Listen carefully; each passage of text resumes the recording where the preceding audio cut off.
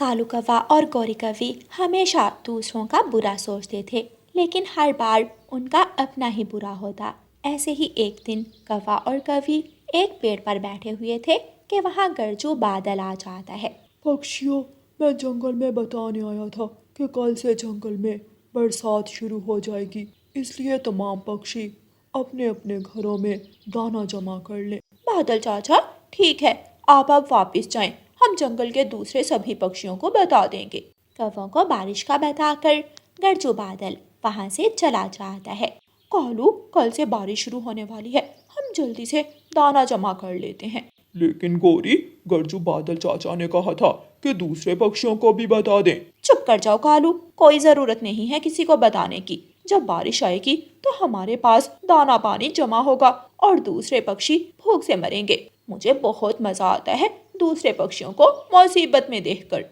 ऐसे सोचकर कौवा और कौवी अपना दाना जमा करने चले जाते हैं। मैदान में चनों के पौधे थे। कौवा और कौवी पूरी टोकरी चनों से भर लेते हैं। कौवे भैया, ना तो बारिशों का मौसम है और ना ही जंगल में कोई तूफान आने वाला है, फिर आप इतना ज़्यादा दाना क्यों घर लेकर जा रहे हैं? कुछ दाना दूसरे बाद में आने वाले पक्षियों के लिए भी छोड़ दें। चिड़िया रानी, आज हमारे घर मेहमान आ रहे हैं, इसलिए हम ज्यादा दाना लेकर जा रहे हैं। कौवे चिड़िया को नहीं बताते कि कल से बारिश शुरू हो जाएगी। कौवे दाना लेकर अपने घर चले जाते हैं। रानू चिड़िया अपने घर जाकर अपने बच्चों को दाना देती है। मम्मा, कल हम झरने पर जाएंगे। मम्मा, कल हम तितलियों से खेलेंगे। हाँ मेरी बेटी, मौसम भी ठीक है, कल मैं अपने बच्चों को झरने पर लेकर जाऊंगी। दूसरे दिन जंगल के सभी पक्षी अपने अपने कामों पर निकल जाते हैं। किसी को कुछ खबर ना थी कि थोड़ी देर बाद जंगल में गहरे काले बादल आने वाले हैं और तेज बारिश शुरू होने वाली है। रानू चिड़िया भी अपने बच्चों को लेकर झरने पर बैठी हुई थी। जब चिड़िया का ध्यान पूर्व की तरफ जाता है तो चिड़िया गहरे काले बादल देखकर डर जाती है। बच्चों, जल्दी करो, हमें घर जाना होगा। गहरे काले बादल आ रहे हैं, शायद थोड़ी देर बाद बारिश शुरू होने वाली है। मम्मा, फिर तो बहुत मजा आएगा, हम बारिश में नहाएंगे। बच्चों, मौसम सर्दी का है, गर्मी का नहीं है। इन दिनों की बारिश बहुत मुसीबतें साथ लेकर आती है। चिड़िया अपने बच्चों को लेकर अपने घर चली जाती है। चिड़िया अभी रास्ते में ही थी कि तेज बारिश शुरू हो जाती है। रानू चिड़िया रास्ते में एक जगह रुक जाती है। अगर हम बारिश में भीगे तो हम सब बीमार हो सकते हैं। हमें यहाँ किसी के घर चले जाना चाहिए। यहाँ थोड़ी दूर तोते का घर है, हम वहाँ चले जाते हैं। चिड़िया अपने बच्चों को लेकर तोते के घर चली जाती है। चिड़िया तोते के दरवाजे पर दस्तक देती है। तोता दरवाजा खोलता है। लो, चिड़िया भी आ गई।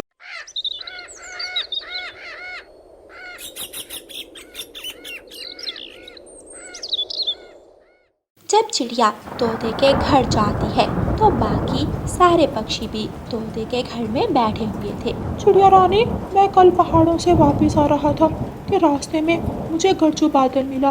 उसने मुझे बताया था कि बारिश शुरू होने वाली है, इसलिए मैंने जल्दी जल्दी में अपने घर दाना जमा कर लिया। तोते भैया, लेकिन मुझे तो मालूम ही नहीं हुआ और ना ही किसी ने मुझे बताया। अब मैं और मेरे बच्चे क्या खाएंगे? चिड़िया रानी, परेशान होने की कोई ज़रूरत नहीं है। तोते के पास इतना दाना है कि हम सब कुछ दिनों तक खा सकते हैं। मैं भी फूलों का रस लाई हूँ, जिसने पीना हो मुझसे ले सकता है। गौरी कौवी और कालू कौवा अपने घर में बैठे मज़े मज़े से चने के दाने खा रहे थे। कालू जी, ऐसे बारिश के मौसम में पूरे जंगल के पक्षी भूखे होंगे। अगर दाना है तो सिर्फ हमारे पास। उलट हो गया, इस बार तो सारा काम उलट हो गया। पहले बारिशों में हम भूखे होते थे और इस बार जंगल के बाकी सभी पक्षी भूखे होंगे। कालू जी, मैं अपना छाता लेकर चिड़िया के घर जाती हूँ और उसकी परेशानी देखकर खुश होती हूँ। गौरी कौवी अपना छाता उठाती है और चिड़िया के दरवाजे पर जाकर दस्तक देती है। लेकिन कई बार दस्तक देने के बाद भी चिड़िया के घर से कोई आवाज़ नहीं आती, क्योंकि रानू चिड़िया तो तोते के घर में थी। फिर गौरी कभी कबूतर के घर जाती है। कबूतर कबूतर, क्या भूख लगी है? मेरे गंदी आंखों वाले भाई कबूतर, दाना लेना है तो मेरे घर की सफाई करो आकर। लेकिन वहाँ से भी कोई जवाब नहीं आता। आखिर में जब गौरी तोते के घर जाती है तो वहाँ जंगल के सभी पक्षियों को देखकर हैरान हो जाती है। आप सब यहाँ? मैं तो समझी थी कि आप सब बहुत ज़्यादा परेशान होंगे क्योंकि बारिश बिना बताए आई है। गौरी, हम तो बहुत ज़्यादा इंजॉय कर रहे हैं इस बार की बारिश को, क्योंकि हमारे दोस्त तोते के घर ढेर सारा दाना जमा है। ये सुनकर गौरी कभी मुंह बना लेती है। तोते, वर्जो बादल ने तो सिर्फ हमें ही बताया था कि बारिश आएगी, फिर तुम्हें कैसे मालूम हुआ? वर्जो बादल मुझे भी रास्ते में मिला था। तुम दोनों ने तो हमें नहीं बताया बारिश का, लेकिन वर्जो बादल ने मुझे बता दिया था। मेरा सारा प्लान ही चौपट हो गया। मैं तो चिड़िया का रोना, कबूतर का धोना और तोते की री सुनने आई थी। अच्छा, अब मैं जाती हूँ। लेकिन गौरी जब वापस घर जाती है तो कौवा घर में बैठा रो रहा था। कालू, क्या हुआ है? तुम रो क्यों रहे हो? गौरी, जब तुम बाहर गई तो 2 उल्लू आए। वो मुझे मारकर मुझसे दाना छीन कर ले गए। अब हम क्या करेंगे? क्या वो चोर उल्लू सारा ही दाना छीन कर ले गए? हाँ। ये सुनकर गौरी कभी भी रोने लग जाती है। कालू जी सच ही कहते हैं, जो दूसरों का बुरा सोचता है उसका अपना ही बुरा होता है। फिर शाम के बाद कौवा और कवि रोते हुए तोते के घर जाते हैं। तोते, मेरे भाई तोते, हमें भी अपने घर आने दो। हम भी आप सबके साथ बैठकर बारिश का आनंद लेना चाहते हैं। तोते का दिल बड़ा था, इसलिए तोता कौवों को अपने घर में आने देता है और जंगल के सभी पक्षी बारिश के ठंडे ठंडे मौसम में एक साथ वक्त गुजारते हैं और मौसम का आनंद लेते हैं। प्यारे दोस्तों, इस कहानी को लाइक, अपने दोस्तों के साथ शेयर और चैनल को सब्सक्राइब करना बिल्कुल मत भूलना। आपका धन्यवाद। रानो चिड़िया की ऐसी कहानियाँ सुनने के लिए YouTube सर्च बार में रानो चिड़िया की कहानी लिखें या फिर ये बटन दबाकर बोलकर कहें रानो चिड़िया की कहानी। रोता हुआ कालू कौवा चिड़िया के पास जाता है। चिड़िया, मैं बहुत भूखा हूँ, मुझे खाना दे दो। ज्यादा नहीं तो 2 दाने या फिर 1 दाना भी मिल जाए तो काम चल जाएगा मेरा। कौवे भैया, तुम अब अपना आलसीपन छोड़ दो। ऐसा कब तक चलेगा? तुम हमेशा दूसरों से मांग कर ही अपना पेट भरते हो। 1 दाना देना है तो दो। क्या नए भाषण दे रही हो? नहीं है, चल भाग यहाँ से और अपनी मेहनत की कमाई कर। कालू कौवा गुस्सा हो जाता है और वहाँ से चला जाता है। कालू, कहाँ है दाना? ना ही चिड़िया ने दाना दिया और ना ही फल, बल्कि मुझे लंबी लंबी बड़ी बड़ी बातें सुनाई है उस छोटी चिड़िया ने। कालू, आज तो मेहनत से ही दाना कमाना पड़ेगा। जल्दी चलो, ऐसा ना हो कि सारे पक्षी दाना चुग लें और हम भूखे के भूखे रह जाएं। कौवा और कौवी दाना लेने चले जाते हैं। बच्चों, मम्मा के आने तक घर में रहना और अगर कोई दरवाजे पर आए तो दरवाजा नहीं खोलना। ठीक है मम्मा। हम इंतजार करेंगे अपनी मम्मा का। मम्मा चिड़िया अपनी टोकरी उठाकर दाना लेने चली जाती है। मम्मा चिड़िया उड़ती हुई इंसानों के खेतों की तरफ चली जाती है। वहाँ चिड़िया को एक जगह एक अमरूद का पेड़ नजर आता है। चिड़िया वहाँ जाती है। ये अमरूद मीठे होंगे क्योंकि ये अच्छी तरह पके हुए हैं। चिड़िया वहाँ से अमरूद तोड़कर अपनी टोकरी में रख लेती है। तभी वहाँ किसान की पत्नी आ जाती है। चिड़िया, ना, ऐसा ना करना। तुम ये अमरूद खुद खाना और ना अपने बच्चों को खिलाना। अभी आज ही हमने इस पेड़ पर कीड़े मार जहर का छिड़काव किया है। अभी 2 दिन तक ये अमरूद खाने लायक नहीं है। धन्यवाद माँ जी, मैं तो ये मीठा फल अपने बच्चों के लिए लेकर जाने वाली थी। जो अमरूद तुमने तोड़े हैं, इन्हें किसी झाड़ियों में फेंक देना। ठीक है माँ जी, मैं ऐसा ही करूँगी। चिड़िया अपनी टोकरी उठाकर फिर से उड़ती है। रास्ते में चिड़िया को कौवा और कौवी रोक लेते हैं। कालू, मैं इसे बातों में उलझाती हूँ और तुम इसकी टोकरी लेकर भाग जाना। चिड़िया चिड़िया, हम झरने पर जा रहे हैं, क्या तुम भी जाओगी? वो कबूतर भी आ गया, हम उसे भी साथ ले जाते हैं। चिड़िया अपना ध्यान दूसरी तरफ करती है तो कौवा चिड़िया की टोकरी उठा लेता है और दोनों कौवे वहाँ से भाग जाते हैं। गोरी गोरी, कालू रुको, ये अमरूद जहर वाले हैं, इन्हें मत खाना। कालू कौवे मर जाओगे, मेरी बात सुनो। कौवे तो दूर निकल गए थे। कौवे पुराने कुएं के पीछे जाकर छुप कर बैठ जाते हैं। कालू कालू, अमरूद जहर वाले हैं। वो चिड़िया देखा कैसे हमें पागल बना रही थी। हम कौवे इतनी जल्दी चिड़िया की बातों में आने वाले नहीं हैं। गोरी, पार्टी शुरू करो। दोनों कौवे चिड़िया से छीने हुए जहर वाले अमरूद खाने लगते हैं। गोरी एक खाती तो कालू कौवा दो। वो दोनों सारे ही अमरूद खा लेते हैं। कालू कालू जी, मेरी आंखें क्यों बंद हो रही हैं? मुझे चक्कर आ रहे हैं। मर गया गोरी, मैं भी मर गया, मेरे पेट में दर्द शुरू हो गया। हाय। कालू, कहीं सच में तो ये अमरूद जहर वाले नहीं थे? कालू कालू, गोरी कहाँ हो? मेरी बात सुनो। चिड़िया कौवों को पूरे जंगल में ढूंढ रही थी। गौरी चिड़िया की आवाज सुन लेती है और बहुत मुश्किल से बोलती है। चिड़िया चिड़िया, मैं यहाँ हूँ, हमें बचा लो। चिड़िया, हमें बचा लो, हम मर रहे हैं।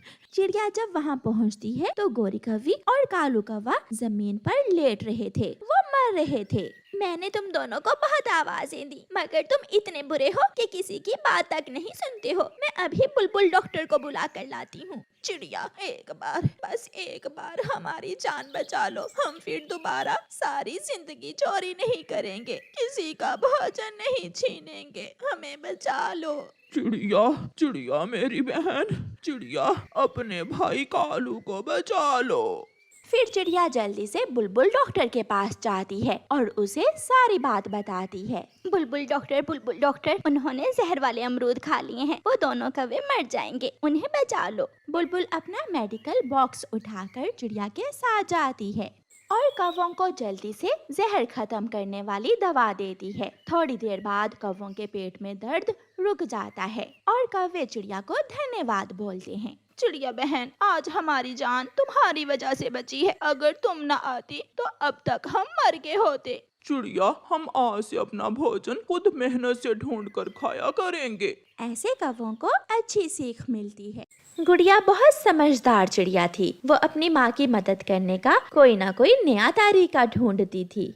माँ, आप इतने स्वादिष्ट पकोड़े बनाती हैं, आप मुझे पकोड़े बनाना सिखा दें। मैं घर के पास ढाबा लगाकर पकोड़े बेचा करूँगी, ऐसे मैं अपनी माँ की मदद कर सकूँगी। बेटी, ये बहुत मुश्किल काम है, कैसे तू सारा दिन पकोड़े बेचा करेगी? माँ, मैं कर लूँगी, आप चिंता ना करें, बस मुझे पकोड़े बनाना सिखा दें। फिर गुड़िया अपनी मम्मा से पकोड़े बनाना सीख लेती है।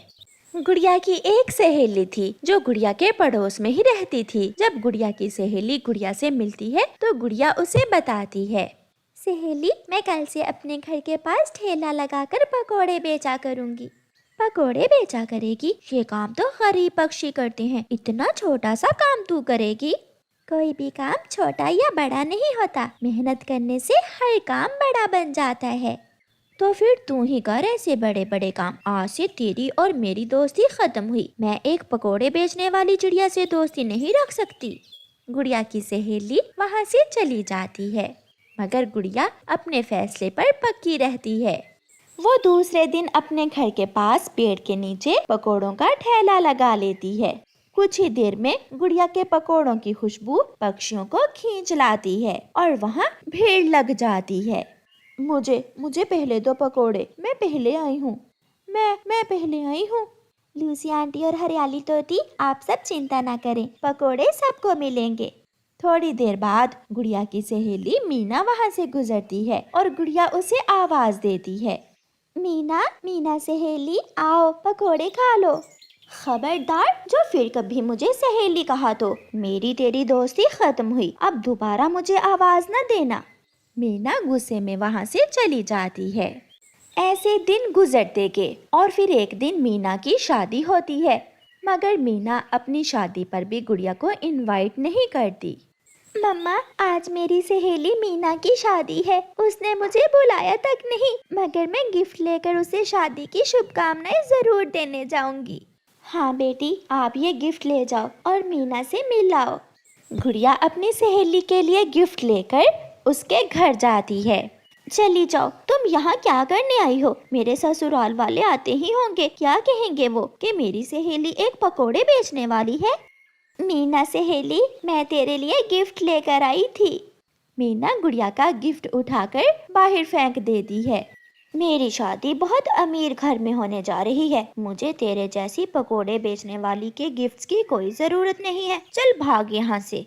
गुड़िया रोती हुई वहाँ से चली जाती है।